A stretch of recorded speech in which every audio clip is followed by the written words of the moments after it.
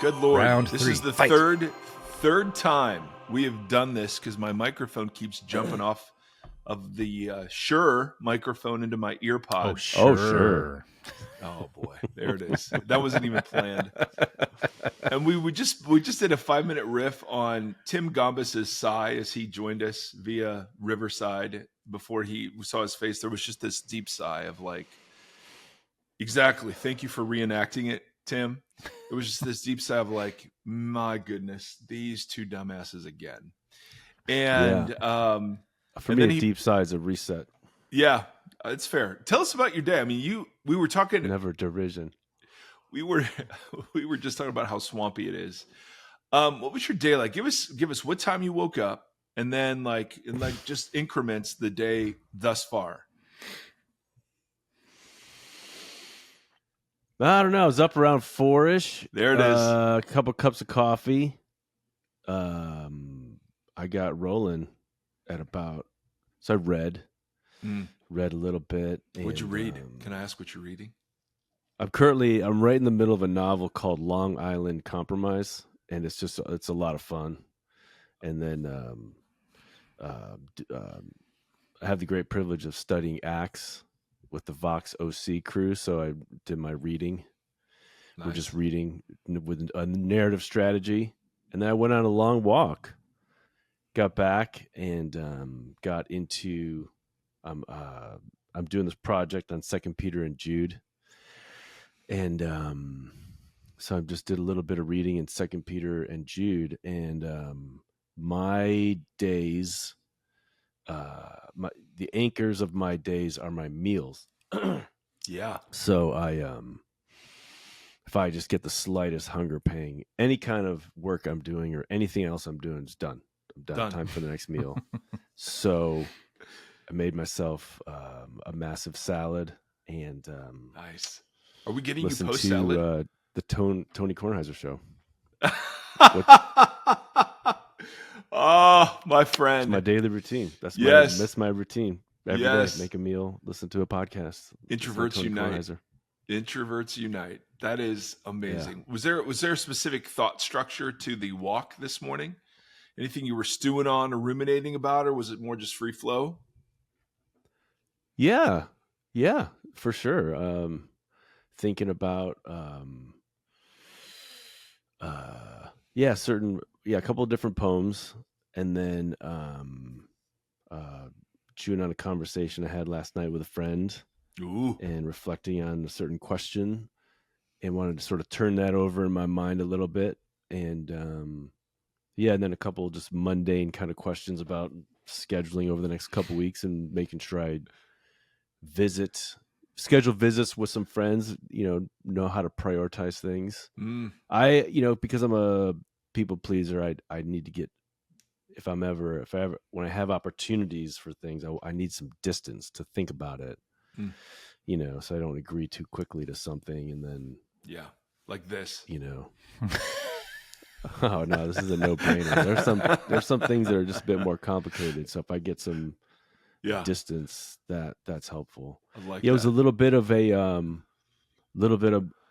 morning of despondence because the All-Star break is always like a midsummer depression because I don't wake up to morning news of a baseball game. I know they played the All-Star game last night, but that doesn't matter. Okay. But you always check the standings, check the Cubbies, and then check the NL West because got some teams of friends that battling the evil empire. I love to do that this morning. This just all makes me so happy. It just makes me so happy. One of the things that I don't know if people are surprised about anymore or not, but I'm an utter introvert. Like my wife, Justina, and son, Seth, were heading out to summer camp at our youth group, and they were going to stay 2 days. And I had plans for those days. And then she calls. So they left Monday morning and they were going to come back Tuesday night. She calls Monday night, and I knew the minute I saw the call what it was going to say. And I picked up, and she said, "Hey, we're going to just come home tonight." And I was so sad. And my wife, she knows this. So she's like, "You're really bummed, aren't you?" And I'm like, "Babe, I love you. I adore you. You're the greatest." And I'm so upset right now because I had plans. I had plans for those days. I had plans, Gombis. So when I hear, yeah, I know you do. I know you do. See, Stafford's a different kind of introvert because when he's around people, he doesn't like people. I like people when I'm around them. I'm just really happy by myself. Would you agree with that? Would you, Stafford? Would you? Am I overstating that? I'm just basing that on things I you've love said before. everyone. I read this, not that anyone cares, but just talking about introverts. Like I love being an introvert so much, and maybe that's part of it. But I saw this online, and Gombis, I'm just running it by you. Introverts don't get bored. Like never. They enjoy their company, just chilling around the house, doing random shit, browsing old photos, feeling 10 different emotions in 4 seconds, cringing about something they said 3 years ago, 2 hours of self-talk, eat, nap, but never bored. And I'm so in. Are you? Yeah. Yeah. Are we all in agreement that this is life? Yeah. I love being by myself. I love being alone. And I don't really feel like I'm alone. I feel like I'm surrounded by all my friends here in my library. And That's it. In the library was the disclaimer. Well, it's the opposite of boredom because you're, at least in my experience, you're more trying to figure out, out of the things that I could think of doing right now, which of those things do I want to do? Yeah. I'm never like, what? I don't know what to do. I'm just like, I can't choose what I want to do. Yeah. Yeah, that's one of the projects on my morning walks is like prioritizing things because there's a lot. But I also I love when I'm with the people that I'm really close to, I don't ever get tired.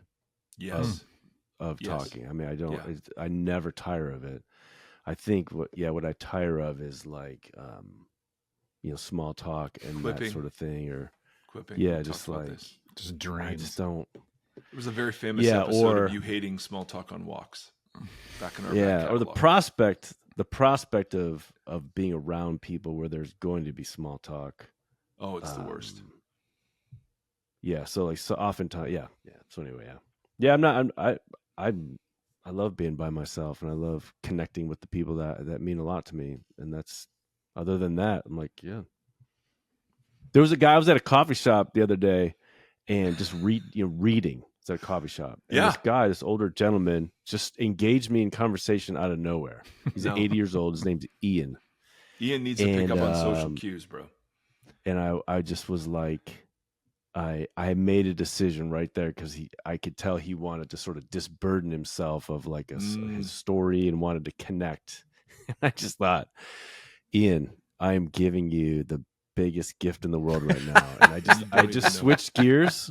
Yeah. I switched gears and just started asking follow-up questions and showing interest and pulling at strands, and just thought, here's a guy that wants to talk, and I'm okay. I have a great life. I can give him what ended up being 30 minutes of just pulling, how was that? Oh, how did that happen? And like, that must have been really upsetting. And how big a nap? See how that would have been. Did that require later just to recover from? Yeah, I don't really get tired. Those don't tire me out. I don't get tired from. I don't get drained from. I don't necessarily get drained. I just hit a cutoff, and then it's like, I have very polite ways of just saying, okay, yeah, I'm done. Well, hey, thank you, Ian. Ian, thanks for sharing all that. I just know when it's like internally, I'm starting to see double. I'm getting angry, and I'm always angry. Ian, you're awesome, but this is done. There is a lost art to eating meals, sitting in public places, going to movies by yourself, and I just don't see many people. I know. Yeah. I mean, the three of us. I'm just saying, like, my favorite thing is to go out to breakfast, bring my Kindle, and I just read or journal or whatever. And no one else. I'm the only one there doing that. And so Ian said, here's a guy that is probably as lonely as I am. And that's false. You were all, Gombis, you were in your happy spot, and you got yanked out of there. I was loving it. Yep. I know. I was like following the rules of coffee shop, social, you're in a social place, but there's a boundary here. Yeah. I'm reading. Yeah. I'm reading. So I'm trying to figure out how to put those boundaries up for being in those public spaces but the empathy radar dragging everybody else's emotions from the room in. So it's like you guys are invading without even invading. No, that's true. See, yeah, we don't have that. So now I'll read here in my dungeon. Do you ever put headphones? You ever put AirPods in that don't have anything in them? Like all the time. Music? Yeah, see, I think that's a Stafford. Oh, wow. I think that's a Stafford maneuver. He just walks around with him in his house. I do that in my own house. Yes! That is awesome. It's what? Like no, a big, like a big, yeah, like one of those face placards of like Dikembe Mutombo. Yes, exactly. Yes. No. See, if you wore the headphones you're wearing now around Gombis, you would be. Yeah, oh yeah. Ian would have picked up on that. And they don't have to have anything in them. They can just be there as a socially, targeted way of saying, nope, not today, Satan. Yeah. Not at all. I don't want to hear your voice. So my poor wife, she drove home, and it's a 3-hour drive, and she was great taking our son. And she just came home to a husband that was like, I had a whole other day planned by myself. And so anyway, doesn't make for. All right. Speaking of introverts, we got a comment, a question that I believe both Tims have seen from another Tim on our Facebook page. And I thought, wow, this is a chewy one. And so I wanted to, so many Tims, bro, so little time. I wanted to read this, and then I thought it would be great fodder. So what audience, for what, the dozens of you that watch on our YouTube page, what you're going to see is Gombis going to look away, and then you're going to see the thought spooling up. So there'll be a pause. He'll look up often, and there'll just be maybe a 10-second period of silence where he's spooling up. And then you don't edit that out so that I appear like quick-witted? No, we've given up. There are too many gaps. We can't do it. Unfortunately, we're ourselves, and that's for good or bad. And we have dozens of listeners. Unfortunately, I'm me. Yes. Can't help it. Sorry. All right. So I'm going to read this question all the way through. We're going to watch Tim look up and to the left or the right, and then he'll spool up. And it is spooling up. It's like getting like one of those air raid sirens. You just have to, you start, and you have to get, quicker and quicker as you're pulling the crank. I don't know if this is going to translate on a totally audible medium. Are you still podcasting, Gombis? Are podcasts coming out? Yeah, I had intended. I just need to get back get the momentum going again. Okay, like the air raid siren. That's perfect. The last couple of weeks, I was like, yeah, all right, I'm gonna do it, and then I was like, I just don't feel like it. See, that's where Ian. Yeah. See, that's Ian derailed me. He threw off my mojo. He took it off. He's like, I've used my words. I've used my 500 words today. All right, so this is from another Tim on a Facebook group. Let me start with, quote, I struggle with the breaking bread principle. If speaking in tongues is a sign for, quote, unbelievers, then how is breaking bread with people who callously condone suffering in others not, at the very least, a bad optic? I mean the very least. How do the, quote, unbelieving equate that as love for one another? How do the unbelieving equate that breaking bread as love for one another and not pure and selfish hypocrisy? That's fine for when my brother offends me, but when the religious offend the poor and thereby the Father, Jesus tossed the tables. It seems to me the, quote, if your brother sues you for your jacket, give him your shirt, unquote, is not remotely the same as, quote, if your brother champions the suppression of the poor, the needy, the helpless, the homeless, the outcast, the widow, the prisoner, the immigrant, the homeless, unquote, go together. Man, I'm totally butchering this thing. Let me try again. It seems to me that the if your brother sues you for your jacket, give him your shirt, quote, is not remotely the same as if your brother champions the suppression of the poor, needy, helpless, hopeless, outcast, widow, prisoner, immigrant, homeless, go have a couple of beers with him and celebrate the resurrection together. You see what he's saying there? That makes sense. Hello. Yes. Yeah, okay. I think so. I mean, it needs to be sharpened, but yeah, but I want to make sure the force of what he's saying is the hey, love your enemies crowd and that quote isn't quite the same as, hey, if your brother really champions all of this horrible stuff and treating people other poorly, then we should just go out and have a beer and celebrate the resurrection together. Their salvation is none of my business, but, quote, what place hath righteousness with unrighteousness? Can we not rightly judge that doing the exact opposite of what Jesus commanded is unacceptable and not just a difference of opinion? Lives are ruined and families are wrecked. There has to be limits. I love my Christian family. I love my blood family. I hate this whole effing thing, and I never know what to do. Do I need to go back and reread any of that to make it make sense because I read it poorly? Or do we get the gist? No. Yeah. Yeah, I totally get what he's saying. I mean, like, what? Yeah, if we sharpen the questions a little bit, what He's looking up to the right. How do you think we could sharpen the questions to make them helpful? Like, I get his sentiment. Yes. You know what I mean? But like, what do you think? Like, what do you think are the questions? What are the limits? Asked? Yeah. Oh, great. What are the limits of biblical hospitality? At what point do we call Christians who support current administration policies non-Christians and break fellowship with them? If we're to care so much about what unbelievers think that we translate tongues, then shouldn't we care about what unbelievers think when we welcome people who have voted or support current policies into our fellowships with love and hospitality? Isn't that a sign to unbelievers of our own hypocrisy? And then here's Jesus on the side of the poor, the orphan, and the widow. And we just want to go drink beers and celebrate the resurrection with those people. And that seems a lot different than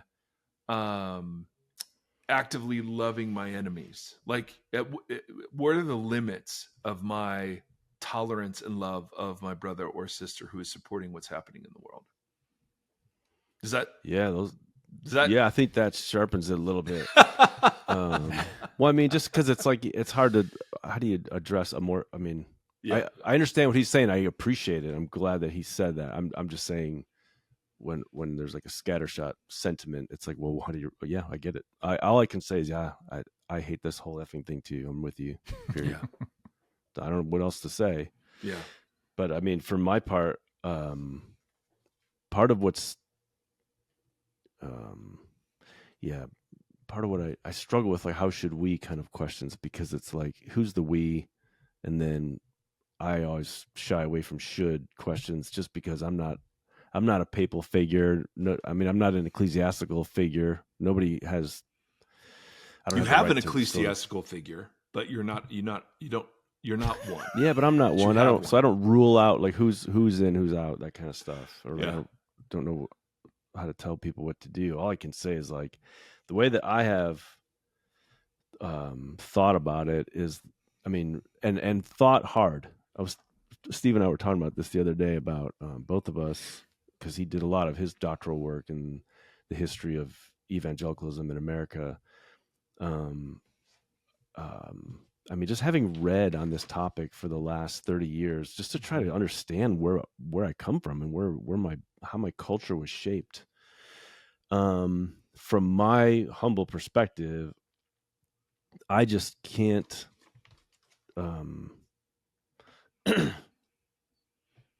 sort of evangelicalism as a cultural phenomenon that is expressed in churches, institutions, and that sort of thing. From my perspective, and this is just my provisional perspective, I don't see any connection between what I see in the New Testament and those entities. I don't see any connection. So can you say more? All it is what I see in those places is, consumer driven, people pleasing entertainment, and with Jesus sprinkled on top, or Jesus talk. But there's just not what we see in the New Testament, which is, communities gathering together over meals, and communities as communities, purposely cultivating community life to welcome the culture's marginalized, outcast, overlooked, forgotten, left behind, excluded, to signal to them that we are them and they belong among us, and that we're welcoming Jesus as we're welcoming them. And the forces that shaped evangelicalism, white evangelicalism, over the last 150 years or so have been white supremacist and patriarchal, and have resulted in communities that are just detached almost entirely from what the New Testament is all about. I mean, just as one small example, if you look at what Paul talks about in Galatians 1 and 2, that these two wings of the New Testament church that were really just struggled to get along. The whole story of Acts is like the story of these two wings to get along: the Jewish Christian wing and the non-Jewish Christian wing. Yeah. And Peter and Paul met a handful of times to kind of just to solidify as much as possible those relationships. Yep. And Paul says the one thing that they agreed on, like, oh yeah, we're in agreement on that 100%, was care for the poor. Totally. Like that's like it's like, okay, the two major apostles of the New Testament church say, well, we know what priority number one is. It's care for the poor. Oh yeah, that's a non-negotiable. All right, let's go through 2, 3, 4, 5. Yeah. And it's like, I was thinking about, this is a whole different topic, but I was thinking about a major figure that had a prominent place in my life some decades ago that recently passed. And when I was at his megachurch back in the 90s, it was like, if a poor person ever came in, I was like, oh yeah, we have some cans of stuff to give them. I was an intern at his church. We have some cans, we have some food that we can give him, but first you got to sit down, you got to talk through it, you got to give him the gospel, you got to do all this stuff before you ever give anything to a poor person or a hungry person. And so and that's, yeah, and I know that there are efforts here and there, but I'm just saying, by and large, what I see in the culture of evangelicalism and its expressions and institutions is just the opposite. It's not that priorities are sort of off. It's the opposite. I mean, for example, when Jesus says basically, like, look, heaven and hell ride on this, Matthew 25, welcoming foreigners, visiting the incarcerated, clothing the naked. I mean, I'm basically the sheep and the goats. Heaven and hell ride on these things. And then, according to Robert Jones's book, White Too Long, the demographic in America that has the most anti-immigrant sentiment is white conservative Christians, evangelical and Catholic. So it's like evangelicalism as a culture and its cultural expressions is oriented in the opposite direction of the teachings of Jesus. I mean, so it's like, how do you reckon with that? And then, I mean, and it goes deeper than that. I was thinking about, there are, I mean, Mike, you may have had some kind of touch points with this in seminary. Remember, like, the big thing going on in the 80s and 90s was like debates between dispensationalism and covenantalism. Oh my Lord, yes. And it's like, so, I mean, who gives a rat's patoot about it now? But it's like, back in the day, like, this was everything. And you know what's so interesting is that evangelical theologians in their little ghetto that nobody really knew about were debating, like, which of these two systems. What's interesting to me about those two systems is they both have at their heart ruling out the teachings of Jesus as, like, normative for today. That's true. Isn't that interesting? Yeah. So, like, evangelicals recognize, it's like there's a recognition, well, the one thing we're not doing is what Jesus says. Yeah. And, like, we really love Paul because he doesn't talk about doing anything. He just talks about having Jesus in your heart. So we're all about that. Yeah. So you know what I'm saying? So it's like, oh yeah. So dispensationals will say the Sermon on the Mount's for the millennium, for the future. Covenantalists will say the Sermon on the Mount is to remind us we need Jesus and our sin. Yeah, it's like law, and we can't have law. We need gospel, and that kind of stuff. I mean, that's a hackneyed version of it. Yeah, and there it's more nuanced than that, really. But it's like, that's the payoff, is like, the Gospels are a mystery to us because they call us to do stuff, so we're not doing any of that. Yeah, we don't want to be saved by works. Which protects this culture. Well, it's sort of it protects this culture from ever hearing the commands of Jesus, which have everything to do with justice doing, care for the poor, and inclusion, and forming radically inclusive communities. So it's like, no wonder evangelical churches have been so exclusive and white and suburban and comfortable because it's a consumeristic reality. So anyway, all that to say, I, having the dawning awareness of this over the last 20 years or so for myself, I've just been recognizing that forging a life that is attempting to be more and more and more oriented by the New Testament is just going to put me at odds with my evangelical culture. And I'm detached from it now, which I'm so happy about. And, I love my family. I'm going to go see my folks next week and have to drive through the horrible state of Indiana. They're horrible drivers, but up in Chicago. But I will see my family. Some Led Zeppelin on the overpasses, or oh, could you believe that? Oh my word, that was awesome. But as far as like spending time in evangelical spaces, or I can't do it because I understand the sentiments. So I have a very difficult time engaging in any kind of Christian practice with folks that are wrapped up in a culture. And I try to take a compassionate view of them. They are wrapped up in a culture where their sentiments have been manipulated in ways that are distorted away from Jesus. And, because I don't want to judge motives of individuals. But for myself, I can't go in those spaces, or I can't, do sort of Christian practices and signal that it's okay, like that we're all good, because I don't think so. And like I said, I'm not an ecclesiastical authority that can say, well, you're cut off from Christ. But just from my small little perch here, as I look at the New Testament, I'm in a process of wrestling with my comforts and trying to like have more and more touch points with refugees and folks on the margins, and more and more touch points with those trapped in poverty in its various forms, and rubbing shoulders with folks that are sort of gleeful about the cruel treatment of people in positions of weakness, and I am fully available for anybody for everybody in LGBTQIA plus communities who are grappling with how to make ways forward in life. Like, I'm a very willing ally, partner, conversation partner, in all of that. And so to see folks celebrate the cruel treatment of LGBTQIA folks who are already marginalized in culture and who have already suffered so many cruelties from family,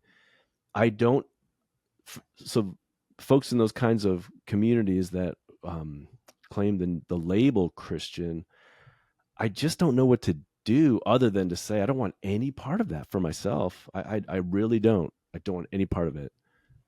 I've got one or two lifelong friends that that complicates things, but I would never step inside any of their churches or any of that. I want to stay in contact, and when I connect with my very close lifelong friends, talk about a lot of other stuff, family, bourbon, baseball, that kind of stuff, whatever else comes up other than politics. Although if you want to engage, I've got one friend who's read deeply and widely, so I feel like we can have richer conversations. But yeah, I get it. I sense it. And I just feel like for myself, the question is, I don't have that question anymore. I've already cast my lot. I'm cut off, and I'm, it's, even though it's complicated, my life in certain ways, I embrace those complications fully. Like, I lost a full-time job, and now I'm patching together various income streams, but it's like I've never felt so free and liberated and joyful and delighted in being able to be fully and consistently and faithfully Christian. Whereas in evangelical spaces, in the healthiest, and I was in a very healthy one for a time, in the healthiest evangelical spaces, you can be a lot of Christian, but because evangelical spaces are ultimately capitalistic, pleasing to the consumer, don't want to ruffle feathers of wealthy donors, that kind of stuff, make sure white people are comfortable, make sure people are entertained, and make sure there's, good juju so that givers don't get discouraged. It's at the bottom line is all about money. I just feel so liberated from all of those realities, and I feel free to be Christian finally, in its most consistent expression, which is a pursuit of increasing faithfulness. It's not like the arrival, but. So when it comes to this guy's question, the breaking bread principle, you're out. You're just I wouldn't out. do it. I do not do it. I do not. I mean, it's like, okay, if I like I said, I have a friend I might see for a weekend coming up in August. To me, that's different. But as far as entering an evangelical space, and to break bread, literally to have meals in the first century, just like today, signals identity, like you are who you eat with. And I would just never go into one of those spaces because I'm not that. I'm not that. I'm not a part of this. Yeah. Yeah. That's so conflicting for me because I'm in a space where there are some who are and some who aren't, and some who are just very much in process. And it's like, I didn't arrive where I'm at because people cut off from me. I arrived where I'm at because people kept staying connected and showed me the broader horizon. You know what I mean? And I know what you'll say is, yeah, I'm not a pastor and I'm not an ecclesial authority. Yes. But I'm also like, I'm hearing this question, and I'm doing the very thing you're resisting. I'm breaking bread with people who would look at the current state of the world and say, yeah, I think this is good. And so is that condoning their sin? And I'm not asking you specifically. I mean, because I would never do that. But I'm just reacting to what you're saying, yeah, I'm really tempted towards that too. Yeah, I get it. I think everybody's got to navigate this from their situation. And I totally can understand when I was in one of those spaces, I thought in terms of process, I'm going to keep pushing. I'm going to push. I'm going to help people. Yeah. And I know that I help I helped. And you still do. Yeah. Broaden their horizon. That's fine. But I also, I knew that there would come a time where I would be cut off. I'm just thinking every person in various locations has to decide this and think through it. And I don't think there's one way. I don't think there's one way fully to go. I think people that are in churches that are members and that don't have responsibilities and that kind of thing, and that feel that they're just going to get chewed up and not listened to. Like I think about this. Like I think about the woman that is called to ministry and wants to teach and lead, and in one of those kind of evangelical spaces where they hear, just hang in there, not quite yet. Well, just be patient with us. My advice is get out. They will never change. You will have that conversation in 15 years. And the person will be saying, hang in there. We got this. Because what that means is there are two wealthy donors to our church who do not want women in ministry. And we need to, it's like, we got to keep them happy no matter no matter our scriptural convictions. And so it's like people that are in places of vulnerability, and you're hoping that the church will change, get out. Or people of color that have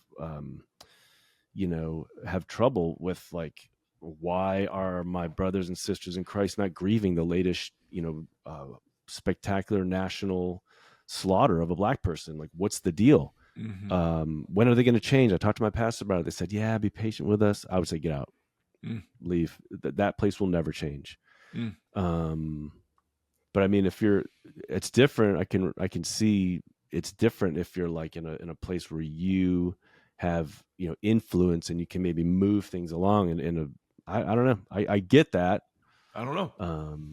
I'm just saying, I don't know exactly. And I'm not, there's no one size fits all move to make, but for myself, that's just what I did. Yeah. So for this person, it's like, I don't break bread with people like that. I get it. Yeah, totally. I get it, because it's like you've got, at the end of the day, you have to live with yourself, and it's like, what level of moral disgust can you handle, and then also, what level of not only just general moral disgust, but like, one of the things that always troubled me was how evangelical institutions treat LGBTQIA folks, and it's just like it's like, you know, it's. I just had a really good friend one time that just said, because these debates in our faculty meetings were ultimately about her kid, and she just said, "My kid's not up for discussion anymore. The dignity, the humanity of my kid is not up for debate, and I'm not going to wait around for you to come down on the right side. I'm out." So I was like, "Got it." And so, I mean, that's just helpful. It's a helpful frame. And it's like, if we're not seeing the full humanity of other people, we're giving up the claim to represent what we see in Scripture. So anyway, the end.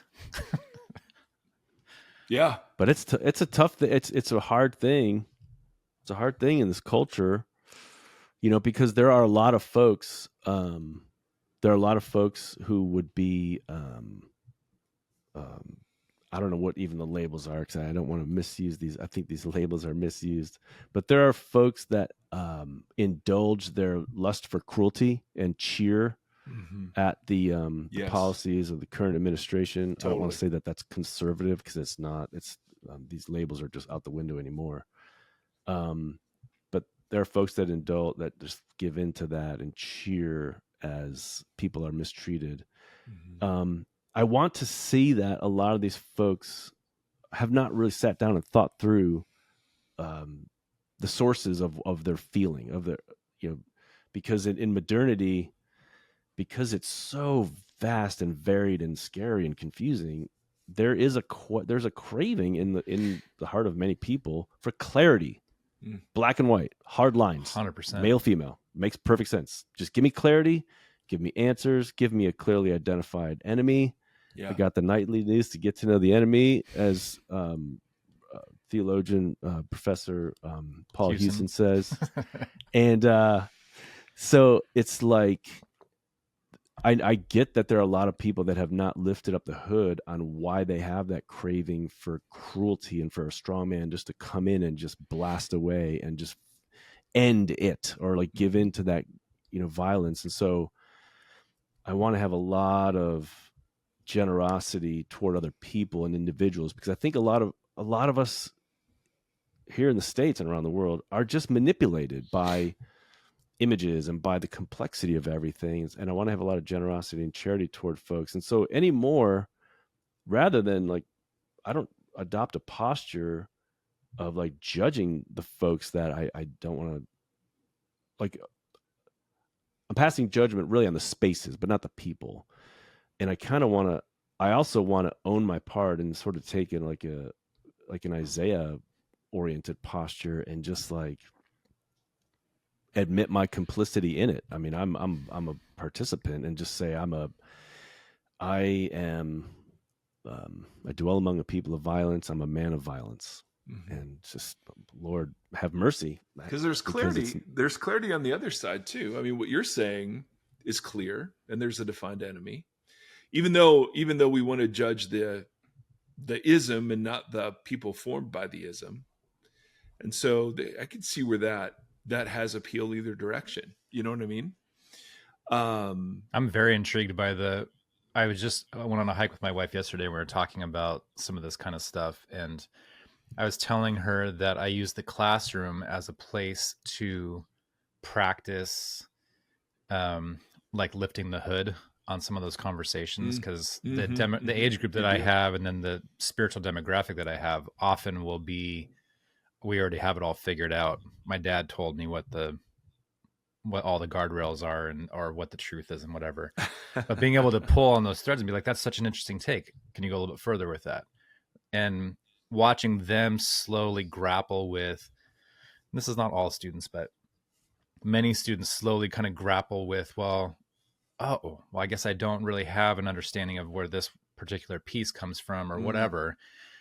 I've found that has given me, it'll give me more grace outside of the classroom. So I literally use my time teaching as like a tutorial for myself on how can I ask the questions. I've been trying to do this in modeling because Gombis, you were on here, I don't know, a couple months ago, and I said something about trying to love my enemy, and you're like, I hate to break it to you, but that's your neighbor, not your enemy.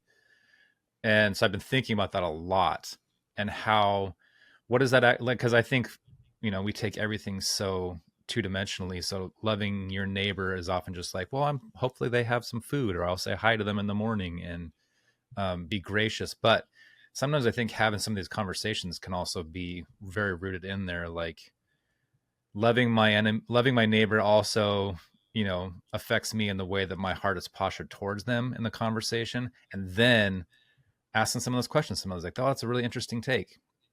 How did you come to that? What did you read? Where did you go? And just like kind of pursuing. I like that metaphor, like making them pop the hood and being like, okay, well, let's see what's going on underneath here. But it's been very interesting. I think that's great. I think it's huge. I've thought about this a lot when in anticipating spending time with family. I try to remind myself, ask questions, be curious, and try to draw people out. I feel like one of the payoffs of identifying sort of the enemy, not the enemy necessarily, but identifying how it is that there are these larger forces at work manipulating all of us, is that what it does to me is it puts me alongside everybody else. So I'm not like some kind of morally neutral person that can stand as an arbiter of who's good and who's bad. I'm with the rabble. Like I'm with everybody. I'm just going to be focused on, my quiet confession of I dwell among a people of violence. I'm a man of violence, have mercy on us, Lord, have mercy and don't judge. And it's sort of like confessing my complicity, but also putting my arms around all of the rest of America that's caught in this maelstrom of white hot anger over we don't even know what. And so, I find that that's a helpful thing for me. And then just in conversations to be curious and that sort of thing. And when I was in an evangelical classroom, that's where, you can sort of bring things to bear and sort of unpack, because you have like quarters and semesters. You don't just have a one podcast episode or one conversation or one sermon. You have a way of being able to unpack something and pull it apart and invite people into the process of critical reflection. And those can be beautiful opportunities. I think those are really exciting. Yeah, for sure. Just the three of us, though, is an interesting answer to the guy's question, because it's like, Mike, you're in the middle of it still. Gombis, you've found a different community in which and I'm outside of all of it. Like I don't go to a church. I don't know that I ever will ever again go to a church of any denomination. I feel very uneasy in that. So it's like learning how to navigate or to build your posture based on this conversation is so different just for the three of us. Let alone just to speak to like the looking for the black and white, looking for just tell me how to respond to this one situation. It's like, well, I would have to talk to you for a few hours about all the semantics of your situation before we could even like figure out how to posture yourself in there. But it's just an interesting, everybody wants a prescription. I'm not saying that the person that wrote in, I understand that question very, very well. I wrestle with it daily on where you cut ties and where you don't cut ties, or what does loving your neighbor look like in a situation in which they're advocating and celebrating, as you said, the pain of the least of these. But it's like, I don't know. It seems to be one of the bigger questions of our current time period is how do I posture and exist in this? Well, to me, it's only a question, and it's only a difficult struggle, like for good people. Wow. Do you know what I mean? It's like if you really have a heart of love, I mean, for a lot, it's still an agonizing thing for me because, like, as I look back on my life, I've been loved by evangelical people, even as I am I have a moral revulsion at the structure that cultivates a sentiment among the people themselves. I've been loved and nurtured, and like I've been given a good life by evangelical people in so many ways. And then you know, stepping outside of my training and my comfort zones and all of that, like developing, uh, basically doing what evangelical people told me to do, which I realized they didn't believe it as much as they weren't as serious about it as I took it. I should have realized it was a game. Well, they're often rhetorical, even in the statement. Yeah. Well, I mean, just taking scripture very seriously. So like I would read a passage like Colossians, Colossians 2, put on a heart of compassion. So like, and okay, break it down in the Greek and get to the, the splanchna, the guts where you feel stuff. And like, I'm seriously taking this on walks with me and like cultivate a heart of compassion. So like put on, like cultivate feeling in your gut the way other people feel based on their experiences that you will never feel. Like I resonate with like some 50-year-old white guy that loses his job. I have just immediate compassion because I understand what that's like. But like, I don't know what it's like to be a black woman. I don't know what it's like to be a person not fully abled. I don't know what it's like to be just a white woman in this culture, or a black man, or a person who's Asian or just non-white. I don't know. But so it's like, it's my responsibility. It's my joy to actually step into life and follow that command, which will bring me life, to really visit what is life like for other people and to feel it.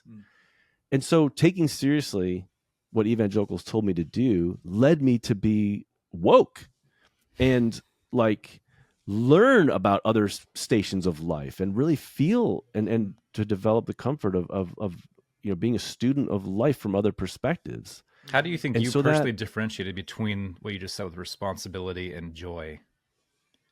Oh, I'll get back to that one second.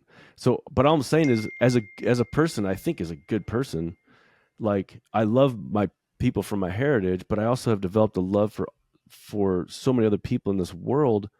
And so to see the people where I come from develop a lust for cruelty towards all these other people it's shattering to me.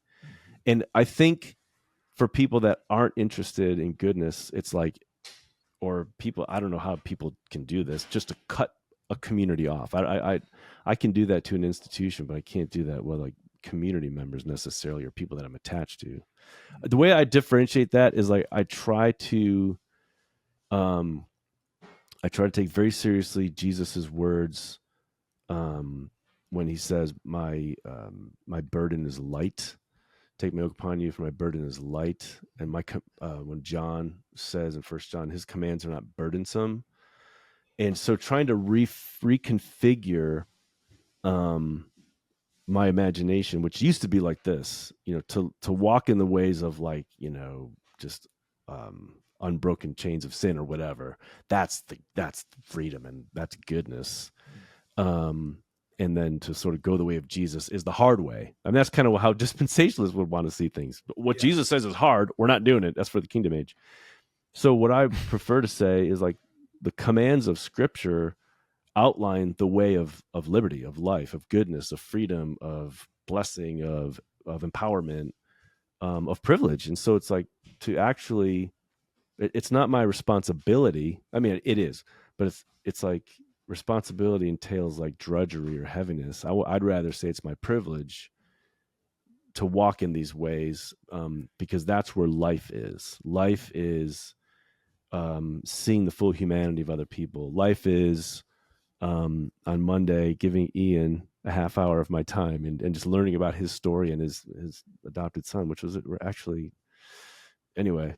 So it's like, that's life, is to connect with other humans in different places. Whereas my culture tells me, no, those other people that are unlike us, they're a threat. They're the enemy or whatever.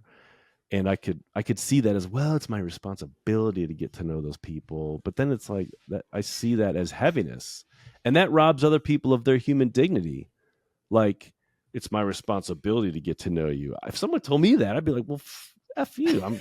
I'll get out of, like, I'm not a charity case. Yeah. And so the people that are in social stations that are other than mine, I'm not getting to know them as a charity case. I'm getting to know them as it's my privilege. Like, wow, I'm going to put myself in a place where I learn things, or I'm blessed by someone else's story. So I guess that's, well, I think the semantic difference is actually substantial. I think I kind of feel like that's at the heart of this whole thing, is the difference. Because like, Mike, how many times have we talked about like the condemning people's sin or condemning whatever? That is good because it's an act of love. Like, it's hard love, right? So we kind of grew up in that culture that would say like, what is happening now? Telling them. Yeah. Exactly. So like some of the cruelty that we see right now, you'll see people, no, this is me loving them. This is me being good. Yeah. So that heart posture shift between what responsibility to joy, to me, kind of feels like it might be at the core of this whole conversation, because it's just a radically different posture. If you're doing something begrudgingly, but doing it because you think it's the, whatever, but versus like, it's kind of like the toxic empathy conversation or all that kind of stuff of like condemning, understanding other people's place in life or whatever, and having compassion for them and that kind of stuff, versus just being like, well, I've got bootstraps too, and I pulled myself up by them, and that was good. I did a good thing when I did that. What's Pearl Jam? Born on Third thinks he got a triple. Yeah. Seriously, read history. Yeah, it's interesting about, there's another dimension to what you're saying, Tim, I think, and that is that I was thinking about that because I would have students say stuff like that to me in class,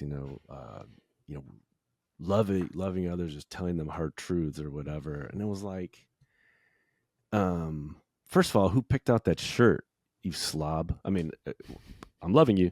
No, I feel like I want to say, well, what's interesting to me is all the examples of love, when there are concrete examples in the New Testament, like James talks about this, John, they're all things that are like, the person that's being loved would say, you just loved me. Do you know what I mean? Like, if someone is hungry and you say, well, I love you, but I'm just going to tell you that you're a sinner. No, love means giving the person something to eat. Love means clothing the naked. So, I mean, that there's a perverse logic that is alien to the New Testament that's at work in sort of saying, we want to be liberated to treat people badly and call that love. We want to sort of, which I understand. I think it's part of that culture that has all this buried resentment and rage and anger. And it's sort of like it's itching to get out, and it feels godly to let it fly, to let all that rage out in anger and denunciation, and just give it like a perverse Christian label, whereas it's not loving at all. But how much do you guys think that this current conversation is, this is dark and we can cut this out, but I was just reading a bunch on refreshing myself on how the church, like the church's relationship to the Native American community in, the 1800s, and just the darkness that was in there that was labeled as advancing the gospel, down to murder or to breeding people out or to whatever, like that kind of hostility. We're only like a generation and a half removed from actual hostile takes on how to love people, quote unquote. So now, obviously, if a church was trying to roll through and murder a bunch of people, I think people would say, whoa, that's not okay. But as we learn about, like, trauma being handed down genetically, I wonder how much of that posture is rooted in actual violence that was baptized and now becomes a different version of it. Does that make sense? Does that question make sense? Yeah. I don't know if there's an answer to that, but I was thinking about that and watching something and reading up on more of that and just being like, man, this is, we have to hold some of that, even us, on our shoulders somewhere in us from our own ancestors. And I just wonder how much that hostility is just baked into our blood. Well, I think it's that. I think it's also the gospel. Heaven and hell are on the line, man. So of course, would a cancer patient, would you love a cancer patient by telling them they're fine? You know, I mean, no, the truth. So when you frame it that way, when salvation just is heaven and hell and sin, then of course you can justify all manner. I want to go back to, I think one of the things I want to push back on my two very wonderful cynical friends right now on is, I think there is an obligation. So yes, if you are a part of an institution, leave. I think there are some of us who are in the process of forming institutions or trying to create institutions. And Gombis, you said something, I don't know when it was, but I've chewed on it and it's kind of morphed in my understanding about, you know, I feel like my job is to preach the gospel Jesus preached. And people will self-select if they're really hearing what you're saying. In other words, if you preach the table, if it's Jesus's table, and you're prioritizing who Jesus prioritized, and you're teaching what Jesus taught, then there's a degree to which people whose hearts are hardened against those people will just not see that as a place where they're going to fit. And I think that's one of the things I've held on to, and I think it's true. I don't know that it's all the way true, but it's some true. That we've just had people say, yeah, this church doesn't have my values. And you're like, it probably doesn't. That's exactly right. And so I think there's a responsibility, at least that I feel in this, to preach Jesus well in the way that Jesus himself. If you're offending the people that Jesus offended and welcoming the people Jesus welcomed, it feels like you're on pretty safe ground. But I just want to leave room. I'd still want to leave room for people who don't know, who have just grown up in the system the way we did, and who have not yet had that moment or that relationship or that conversation like you had that just exposed them to the brand new world. So I'm willing to break bread with people who are still very much in that process. But I want to make sure that I'm preaching the table in a way that if you can't affirm who Jesus is prioritizing, then you wouldn't want to begin with. Does that make sense? Yeah. Sure. Really? Sure? Yeah, I mean, I understand what you're saying. I'm just saying, for other people in other churches that don't have that shaping position, like that don't have, that are just in a church and might have a conversation with a pastor and say, hey, how come you keep talking about this? Or how, I just wouldn't wait. I wouldn't wait. Got it. For a church to change. But if I had some kind of that's true place of influence, which you do, I would just, if I had some kind of place of influence on it, like at some kind of an institution, I would just want to, do what you're saying, just representing rightly what you're seeing in Scripture and let the chips fall where they may. Mm-hmm. I mean, that's what I felt like at a certain point for me. I just thought, I want to be able to sleep at night. Yes. And then I wanted to be an institutional actor, like, so as a faculty member of the seminary where I was. Yeah. I wanted to be an institutional actor so that when my Black female colleague came to me and, we met in the office and she said, hey, here's what I'm seeing. This has to be addressed. This is unjust, etc. Totally. I had to be able to look her in the face 2 or 3 days later after talking with a dean or someone and put myself on the line. And so, and I knew, and I committed to that. Yeah. I committed to that, and that's what I was going to do. And I knew that could be the end. That could really, and it turned out that way. And I would do it 1,000 times out of 1,000 again. For sure. But so, if I was in that kind of position, I would just want to know, I would just count the costs. Yes. Yeah. Yeah. And if you can have that I think it's a privilege to have that kind of voice, in an institution. I think that's great. But I think the line you said there that I really resonate is put yourself on the line, because there is I have, there are three really good ways to grow a church these days. One is to not talk about any of this and just keep Jesus as your therapeutic self-help, guru who wants to optimize your life.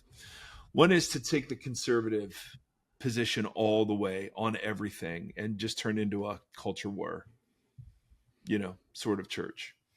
And then there's another way to just be so fuzzy that you don't really stand for anything except just niceness. There's no edge to anything you're saying. I'm just perpetually, and you're right, it is a privileged position, wrestling with how do you have zealots and tax collectors at a table? Because I just see that as the dream. But so I don't know. I'm wrestling, because on the one hand, I resonate with everything you both are saying, that if I were not an institutional leader, the number of institutions I would feel comfortable in would be very, very tiny. For all the reasons you're saying, the list of non-negotiables is long and getting longer, but I find myself in this role that's not only podcasting, but pastoring, where I have to, I don't know, I just have to have an extra lens on it. And I'm wrestling with where the lines are. Because in one sense, it would be really easy just to sort of write it off in either direction. Yeah. So I just, well, to me, every person in every position, and these are all, we don't have many good models for this, but for what to do. And it just seems to me that there's a lot of, every person in every position has to sort of like make their own way forward in that. So, I get it, I get it. Yeah, I know. So to the original questioner, well done. We validate the heck out of that question. And yeah, I think it's great. I mean, the sentiment, I totally get it. And you got to find your way forward, and hold on to your humanity and your sense of humor is all I can say. Wherever you are in the process. Yeah. But be kind. Yeah. But I think there's a lot of power in the recognition and validation that, man, there's so many of us feeling like these spiritual refugees right now, where it's like, there is no place that feels like home. Not even, there's nothing. One of the things that you did an episode early on, and I hate complimenting you, you get way too much of it, totally full of yourself, but, you did a riff on, I know, I'm totally, you did a riff on love the evangelical, hate the evangelicalism. Oh yeah. And I don't know if you remember that season 1, bro, when you were fresh, dewy-eyed, and you thought, I'm going to do this every week. It's going to be great. But that's always been a distinction that's been helpful for me, to be rightly critical of the formative and shaping factors of the culture, and then compassionate towards the people who have been captivated by the isms. Yeah, exactly. Captured. Yeah. Yep. All right, friends. Last question. One piece of pop culture that you would recommend as a brain break for our audience.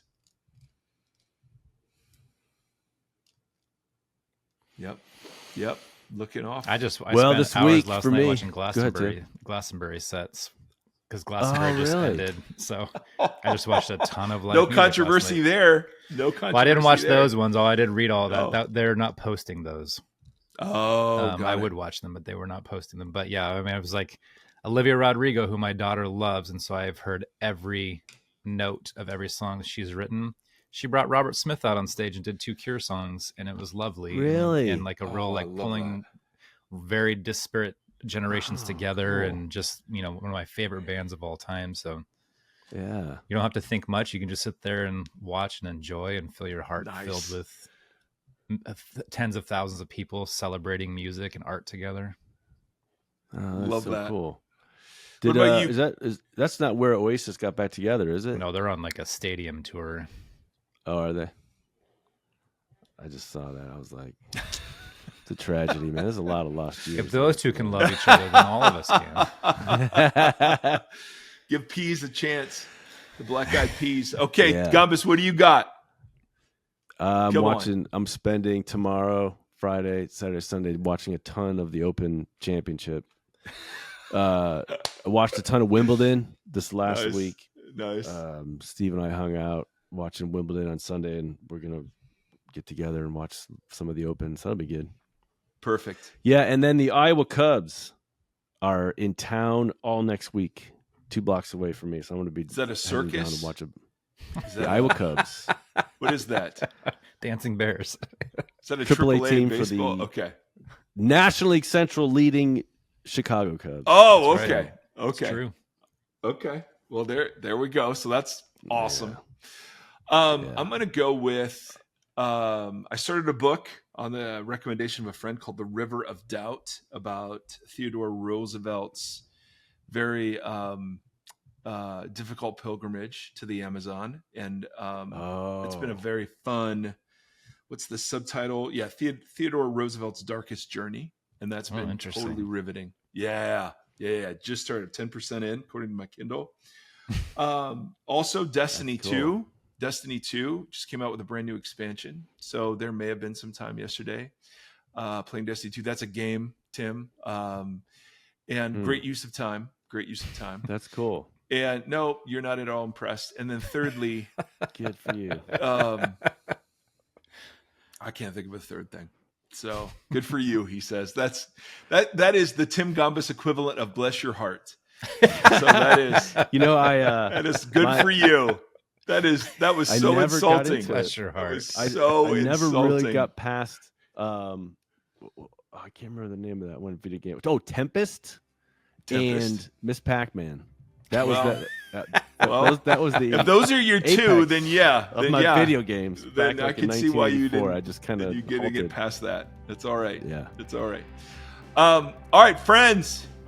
Thank you. This is always great, Gombis, as always. Cheers.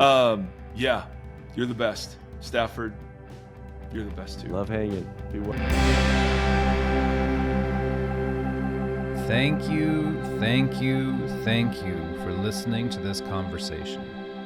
The Voxology Podcast is a 501c3 nonprofit organization that is made possible by listeners just like you. If you'd like to partner with us, you can do so at patreon.com/Voxology or on Tithely, tithe.ly, and just search Voxology Podcast. Links for both are in the show notes and on our website. You can interact with the hosts on Facebook /Voxology Podcast or on Instagram at Voxology Podcast and on Twitter or X, whatever it is, at Mike Erie. Thank you for walking this long road with us.